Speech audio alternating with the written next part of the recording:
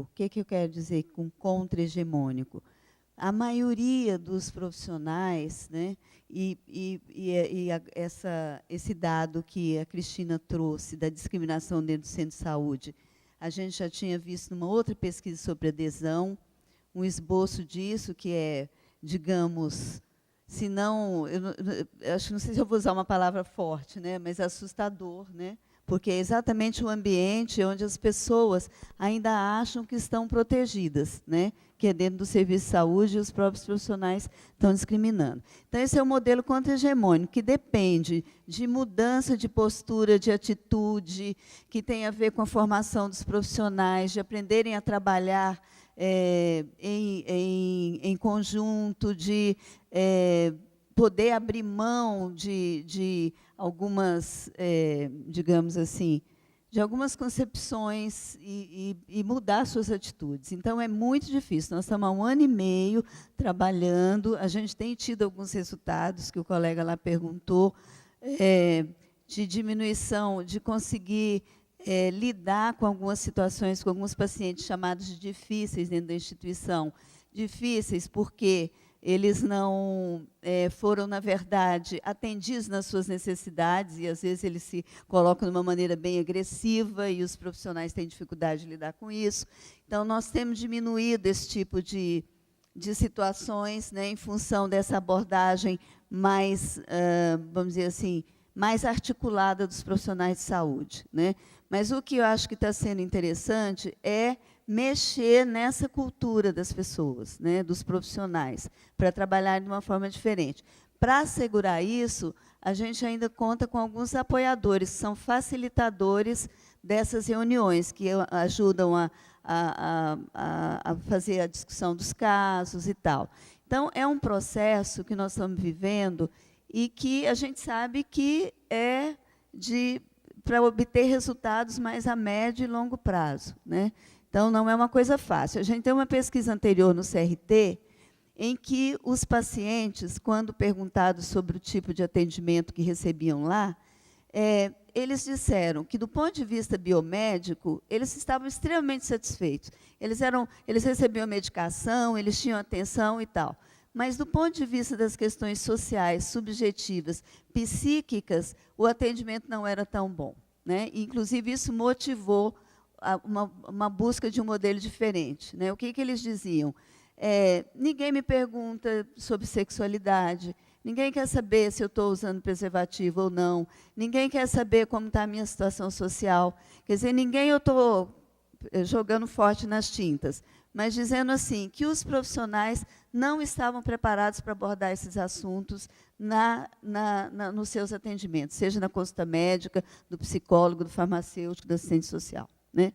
Então, é um processo que a gente está vivendo e que é muito longo, né? E que, por exemplo, nessa nossa perspectiva de, se for um modelo que responda e que seja mais efetivo de disseminar, é um custo muito grande também. Nós estamos pensando em estratégias para discutir isso no conselho gestor. E aí, eu acho que, à medida que se difunda uma proposta de trabalho diferente, inclusive nos fóruns de organização da sociedade civil, isso a gente tem feito lá dentro do conselho gestor nosso, nos fóruns, para fazer com que o próprio paciente identifique essa nova forma de atendimento. Eles já chegam, alguns, e dizem, a minha equipe de referência é o doutor fulana, a psicóloga X e o assistente social. Mas isso é um processo incipiente, apesar da gente estar há 1 ano e meio fazendo esse trabalho, né? Eu vou tentar ser breve. Atualização dos profissionais de distância, acho que você tem razão. Lá em São Paulo, a gente já tem algumas experiências com videoconferências, né, em que os profissionais participam. O próprio programa, o próprio Departamento Nacional também tem experiência em relação a isso. Em relação à descentralização, que eu acho que é a última questão, para a rede básica, eu tenho a impressão que isso é um movimento que tem uma direção nesse sentido, né? O que nós precisamos ter cuidado é, assim, o que descentralizar, né? Até que ponto, porque, assim, a AIDS é uma doença, né? Quando se desenvolve, você está com a infecção do HIV e progride para a AIDS, né? Ela é uma doença complexa, O tratamento não é simples, né? Eu assisto o paciente, o tratamento não é simples, programar o sequenciamento do tratamento não é simples. Mas eu acho que existem várias ações que podem ser combinadas, de acordo com a complexidade, né? Ações menos complexas sendo feitas na rede básica e as mais complexas referidas aos serviços especializados. Acho que é perfeitamente possível isso. Não sei se faltou alguma coisa. Obrigado. Passando para a Cristina. Vou correr aqui, porque eu sei que o nosso tempo já está ultrapassado. Sobre a primeira pergunta, como eu coloquei, eu acho que você não percebeu, esse aqui foi os dados que eu apresentei, o começo de análise ainda dos dados dessa pesquisa, que foi realizada entre dezembro de 2011 e janeiro de 2012. Então, a gente, agora em fevereiro, que a gente começou a olhar os dados. Então, por isso foram tão preliminares. A pergunta era quanto à utilização e aplicabilidade desses dados. O objetivo era da pesquisa não só identificar, né, o que está acontecendo, quanto a acesso e tal, mas também identificar barreiras e, principalmente, possibilidades, né, de uma maior integração, tanto dos programas como as políticas de promoção social, né, incluindo assistência social, segurança alimentar, né, transferência de renda, todos esses programas que estão disponíveis hoje no Brasil para a população como um todo, como que as pessoas que vivem com HIV poderiam estar se beneficiando mais desses programas. Então, tentar fazer uma articulação maior entre esses programas para estar direcionando ou para que as pessoas possam estar acessando mais esses serviços, incluindo também capacitação para o trabalho, né, e tal, com as políticas de HIV e outras políticas de saúde. O Marcelo, eu agradeço a informação, vou olhar sim, tá? E vai ser muito útil e vou fazer o possível para estar incluindo no relatório. Vai ser elaborado um relatório, tá? Da pesquisa, e para que, então, essas informações sejam divulgadas e aproveitadas. Tá? Sobre a última intervenção, a gente teria que fazer uma fala aqui sobre prevenção, formas de prevenção, as alternativas que estão disponíveis hoje, para além do uso do preservativo, mas aí não caberia, a gente precisaria de uma outra fala. Tá? Só complementando, algumas questões foram trabalhadas aqui dentro dessas novas perspectivas do processo das novas tecnologias ou novas metodologias de prevenção. Lembrando que esse fenômeno do Barry Becker é uma coisa que ainda aqui dentro do Brasil ele não está amplamente difundido, mas nós temos acompanhado algumas dessas discussões. Isso também abriria aqui um outro leque, eu não vou nem iniciar o debate, porque isso inicia também toda uma nova discussão em cima da questão desta prática aqui colocada. Mas fica como registro, né, para que a gente possa discutir num outro momento. Não sei se o Gustavo quer... Só queria falar com relação à prevenção que a lei sempre fala que o governo tem que assegurar os métodos de prevenção. Acho que o governo está fazendo isso e cabe ao cidadão, à cidadã, utilizar,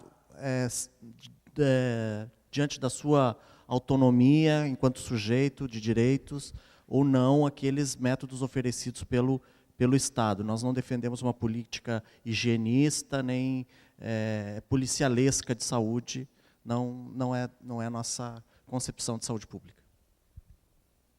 Obrigado pela oportunidade de estar aqui. A gente abre agora rapidamente para mais algumas inscrições e depois disso a gente encerra essa mesa também. Então, quem tiver, eu não sei se tem mais pessoas que querem fazer intervenção.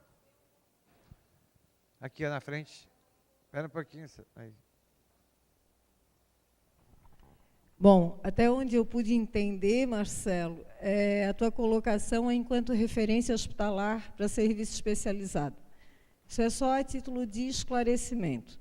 Dentro do estado de Santa Catarina, nós temos um serviço de infectologia que é referência hospitalar, que é o Hospital Nereu Ramos. Não só para HIV e AIDS, e suas co-infecções, mas também outras doenças. Além destas, nós temos dentro do estado de Santa Catarina 18 hospitais cadastrados para atenderem pacientes com HIV/AIDS. Não existe credenciamento de leitos, né? Ou seja, o paciente ele apresenta uma situação que necessita uma intervenção, né, de internação, e ele é SUS.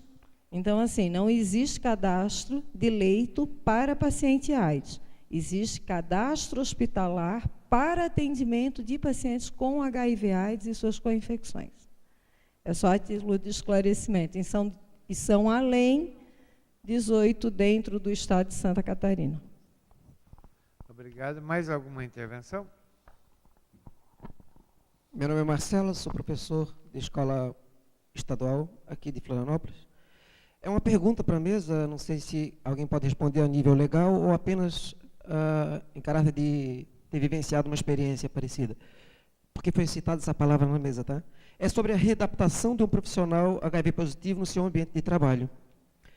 Se for uma ação movida por esse profissional portador, qual o caminho a ser percorrido? O médico, infecto, RH, etc.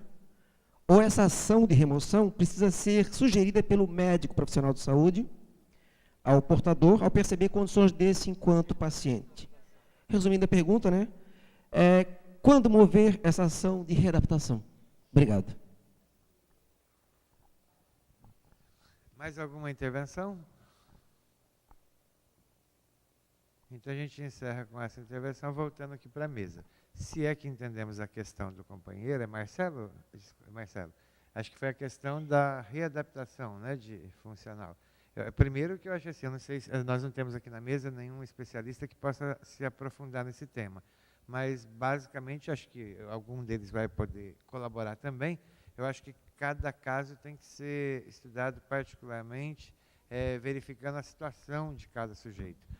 No passado, não muito remoto, a gente tinha a readaptação sendo feita aleatoriamente e muito rapidamente. Então, bastava a ser HIV positivo em determinadas situações, a pessoa já era readaptada. Seja no contexto da escola, você é professor, tem vários companheiros que são professores que foram readaptados, alguns com os motivos justos, outros não. Então, qual o momento ideal para uma readaptação? Como entrar com pedido de readaptação? Eu acredito que a gente não vai ter uma resposta precisa sobre isso. Eu acho que cada caso é um caso para ser estudado. No Brasil, o governo federal apoia cerca de 42 assessorias jurídicas espalhadas por todo o território nacional, e cada uma delas pode, né, e deve, quando tem o apoio do Ministério da Saúde, prestar esse tipo de assessoria, analisando os casos e acompanhando-os na medida do possível. Mas está aqui o nosso companheiro Perceval, que acho que é de uma dessas assessorias, que pode procurar colaborar um pouco dentro dessa discussão agora aqui. Bom, como é o nome dele? Marcelo. O processo de readaptação, ele vai depender da condição do readaptando, ou seja, do requerente, aquela pessoa que pretende a readaptação. A condição, por exemplo, ele é e aí eu citando o exemplo aqui do Moisés, é um policial militar que precisa, por exemplo, em determinado momento correr, né, fazer uma atividade que necessita atividade física. E a condição dele, a condição física, a partir da patologia, não permite mais que ele faça aquilo. Então, ele precisa ser readaptado numa função que não exija isso. Mas, como o Eduardo bem falou, do ponto de vista legal, a readaptação depende da condição de cada caso. Vai ser avaliado, aí a perícia vai avaliar a situação daquele indivíduo, daquela pessoa, para que cargo ela pode ser readaptada, né? Especificamente, o processo de readaptação depende da condição daquela pessoa que está pedindo a readaptação. Tá? A gente não pode ter linhas gerais, a readaptação é assim. O correto é a própria instituição ou o próprio servidor, se for servidor público, aí a Lei 8.112 define isso, né? Está muito claro como é que se dá o processo de readaptação. Então, pode ser a requerimento do servidor, e no caso da empresa privada, aí a empresa tem que ver essa situação caso a caso. Tá? Não tem uma regra para readaptação geral, genérica. Sendo muito pouco protocolar, a gente agradece, eu já vou fazer agora agradecimento